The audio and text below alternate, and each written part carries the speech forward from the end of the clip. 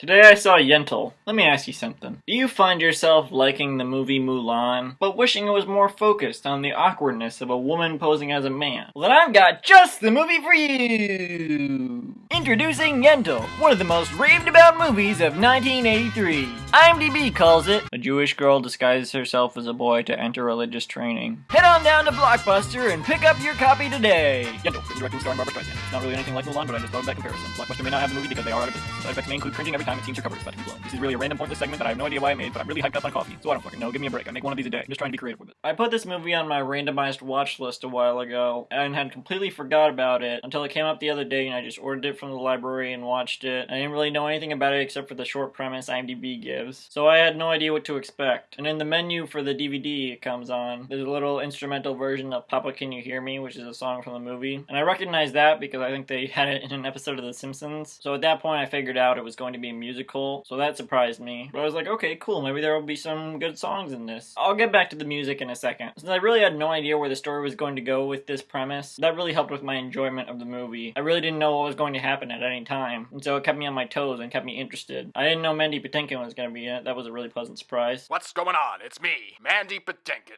So I really liked the story. The ending was just okay, but overall I thought the story was really good, and I was almost gonna give it a 7.5, which, just going off the scores from the Oscar-nominated movies I reviewed from the last Oscars, 7.5 seems to be the general rating an Oscar movie that holds up gets. So like Fences or Hidden Figures. And this was like that, but the music is what ruined it for me. At first it was like a pleasant, unexpected surprise to have this musical element to the movie, and I was really impressed at Barbara Streisand's singing abilities. I don't really know anything she's done. I just know she's like an actress that's around. I don't think I've seen anything she's in until now. I thought maybe she was just in like comedy movies or something, because I know she was in The Guilt Trip with Seth Rogen, which is supposed to be a not very good movie. I know she's done much bigger stuff, but that's like the thing I know her for the most, unfortunately. Until now, that is. So anyway, I was really impressed by her singing ability. When the first song started, I thought it was pretty good, and I thought, wow, she has a really powerful singing voice. But by the end of the movie, I just had enough. I was like, just shut up already. It was just so much. Like, not that there was constant singing throughout the movie. It's a pretty long movie, I think. At least it felt long. And I think the songs are well placed throughout the movie so that there's not too much. But the thing is, they're all sung by Barbara Streisand. No one else sings in this movie besides Barbara Streisand. They even had Mandy Patinkin in this movie, who's an excellent singer. Like, he had the best song in Elmo and Grouchland. How can you not love the Mine song? This mailbox is mine. No, not that one. The other one from Elmo and Grouchland. That's a great song. He does such a good job singing it. And I don't know if maybe at the time this movie came out, way earlier, it wasn't known that he had a good singing voice. But still, to have all the songs in the movie just sung by Barbara Streisand, that was such a bad decision. It just became tedious and repetitive by the end of the movie. Especially since all the songs pretty much sounded like not that different from each other. I guess mostly because they were all sung by Barbara Streisand. So the musical element ended up making the movie actually worse for me. It definitely added to the movie, but the quality of the music altogether was just so repetitive that it actually ended up overall making the movie less enjoyable. The fact that there was music was a plus, but then the fact that the music became irritating by the end, that was a big negative. And so I ended up giving the movie a 7 out of 10 instead of a 7.5. It's still pretty good. I think I'd recommend it, I guess. It's like an Oscar-y type movie, so if you like those types of movies, I guess this one's pretty good. It was a pretty good story. I guess the one other thing I'd say bugged me about this movie was just every time it seemed like her cover was about to be blown, it was so painful to watch. Like, I mean, I guess that's probably a good thing that the movie is able to elicit that kind of emotional response, but it was just so hard to watch, especially since her character is played pretty awkwardly. On purpose, though, not that she has a bad performance. I think she did a really good job. All the performances were really good. So yeah, I don't know, I guess I'd recommend it. Yeah, I already said that, whatever.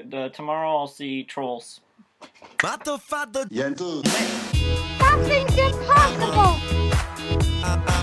Too many women don't know the law. Yentl-man. I want to study. That's the truth. Yentl-man.